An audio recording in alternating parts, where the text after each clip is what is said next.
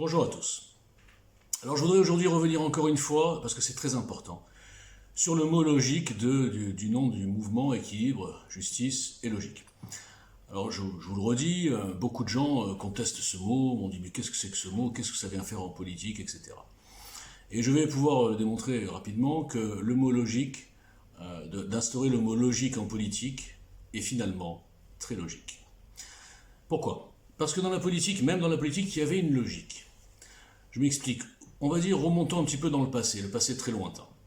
Au départ, les chefs de tribus, les chefs, alors ça s'appelait pas des États, les chefs de, je sais pas, de régions, etc., c'était souvent les plus forts, les plus puissants, les plus pervers, les plus impitoyables, les plus malins aussi.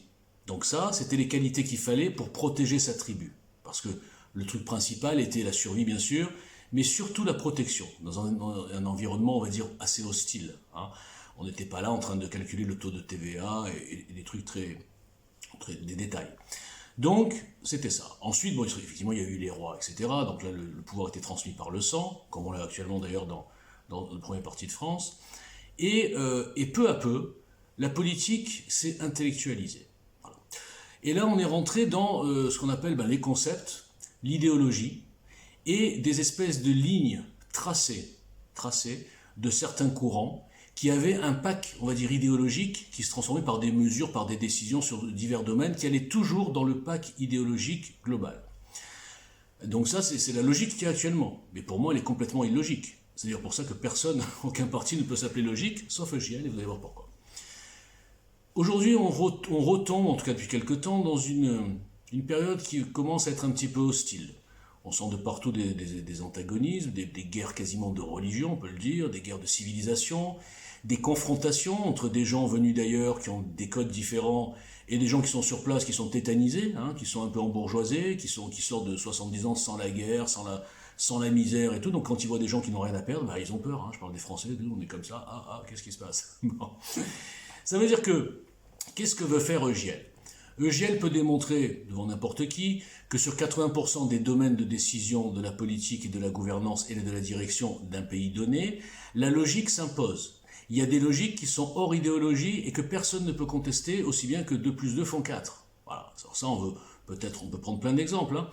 Mais c'est quoi EGL donc finalement? C'est de prendre les 40 dernières années, de faire la somme des aberrations, des erreurs, des choses qui ne fonctionnent plus, des choses que le peuple ne peut plus accepter, et de le traduire en décisions politiques et en mesures toutes simples. Alors, qu'est-ce que je vais prendre comme exemple? Je n'ai pas tellement d'exemples en tête, mais par exemple, en immigration.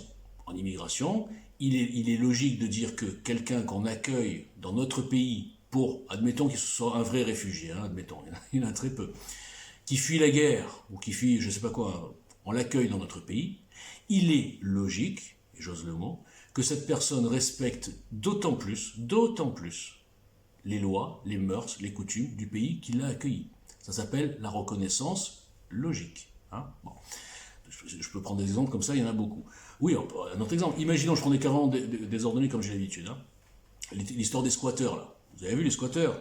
Au fur et à mesure des lois, on va dire de gauche, hein, dans le pack idéologique de gauche, on est arrivé à un système où finalement, c'est dans la loi, hein, si je vais dans n'importe quelle maison vide, je casse la porte, je m'installe, je vais faire une facture EDF, parce que EDF en plus ils vérifient rien, hein, ils en ont rien à foutre, l'important c'est de faire des contrats. Ils ne demandent ni le bail ni rien, je sais pas comment ils font d'ailleurs les gens. Je me trouve avec une facture d'EDF 48 heures plus tard, le propriétaire arrive, je peux l'envoyer balader. Non mais, excusez-moi, là on est dans le délire. Et des délires comme ça, il y en a plein. Ok, je suis un délinquant, je suis même un sans-papier. Je fais je sais pas, un délit, un crime ou n'importe quoi. Je suis arrêté, admettons que j'aille en prison, ce qui est rare. Ok, je ressors, toujours pas de papier, je refais le truc, hop, on me remet en prison. Et on m'expulse jamais en fait. Je suis un délinquant sans papier, multirécidiviste. Mettez ces 3 mots bout à bout, et vous allez comprendre dans quel délire on est arrivé. Et si je dis, attendez monsieur, on peut faire de la logique, le mec qui est sans papier, déjà il doit être expulsé direct, logique. Le mec qui est sans papier, qui fait quelque chose, s'il est condamné, il purge sa peine, et ensuite il est expulsé direct, toujours logique. Et dans tous les cas, qu'est-ce qu'on va me dire en face? Ah monsieur, vous êtes raciste, vous êtes facho. Donc vous comprenez bien qu'il y a eu un délire là. On nage en plein délire. Voilà. Donc, quand je vais dire le mot logique dans EJL, je pourrais démontrer par la logique froide, hein, sans idéologie, sans raciste, facho, nazi, populiste, tous les adjectifs qu'on nous colle là, quand on veut être logique, on nous colle un adjectif qui n'a rien à voir. Bon, je pourrais les démonter. Simplement pour ça, messieurs, dames, pour que moi ou n'importe qui de JL, pour que le programme JL puisse être entendu, il faudrait peut-être penser à liker, à partager, à adhérer, à participer et surtout, je parle aux citoyens, aux simples citoyens comme moi, de comprendre qu'il est possible d'agir.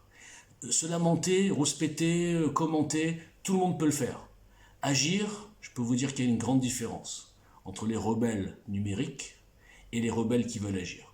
Donc, passez d'une catégorie à l'autre, rejoignez-nous, vous avez tous les éléments en bas dans le texte. Voilà. Conclusion, soyez logique, vous aussi. Vous voulez agir, agissez. Et agissez dans quelque chose où vous pourrez agir, où votre voix pourra être entendue et vous serez utile. Parce que si vous agissez dans un parti existant qui fait partie de la catastrophe, vous ne servez à rien. Parce que ce n'est pas votre petite adhésion, votre petit abonnement, votre petit retweet qui va aider ce parti à découvrir de nouveaux électeurs. Ils sont tous très connus, les partis. Il y en a certains qui ont 48 ans d'âge. Pensez bien que tout le monde les connaît. Alors que JL, personne ne connaît. Et ça ne tient qu'à vous. Tentons la chance. Faites-moi confiance. J'aime bien dire ça, ça fait politicien. Allez, merci, bonsoir.